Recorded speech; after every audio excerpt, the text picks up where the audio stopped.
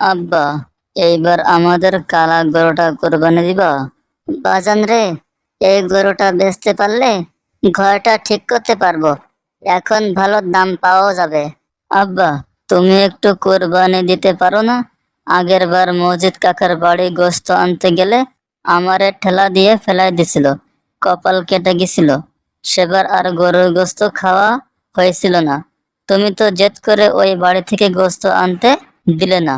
গ্রামের অন্য কেউ কোরবানি দেয় না বলে গোস্ত খেতে পারে না। তুমি তারপর কয়েছিলে বাজার থেকে কিনে এনে দিবা।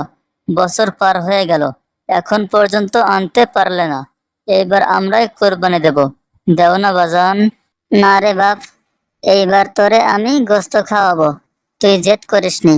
গরুটা বেচতে পারলে তোরে লাল শার্ট কিনে দেব, ভালো একজোড়া জুতাও কিনে দেব, আর স্কুলে বই নেওয়ার জন্য লাল একটা ব্যাগও কিনে দেব। ওই বই নিয়ে তুই স্কুলে যাবি। তোর আর হাতে করে বই নিয়ে স্কুলে যাওয়া লাগবে না। সেই 1 বছর আগের কথা আমার মনে পড়ে যাচ্ছে।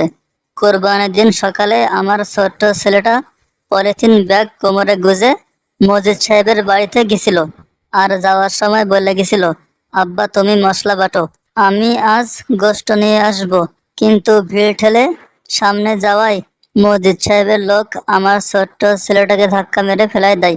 টাল সামলাতে না পেরে ছেলেটা ইটের উপর পড়ে যায়, কপাল কেটে রক্ত পড়ে।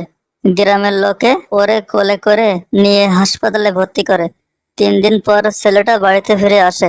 যে বাড়িতে গোশত আনতে গিয়ে ছেলেটার এই অবস্থা হয়েছে, সেই বাড়ির গোশত আর হাঁড়িতে দিতে ইচ্ছে করলো না।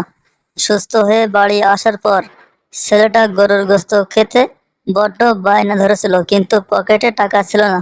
মানুষের কাছে টাকা ধার চাইলে কেউ আমারে টাকা দিতে রাজি হলো না। শেষমেশ লজ্জা শরমের মাথা খাইয়া মজিদ সাহেবের বাসায় গিয়ে বলছিলাম,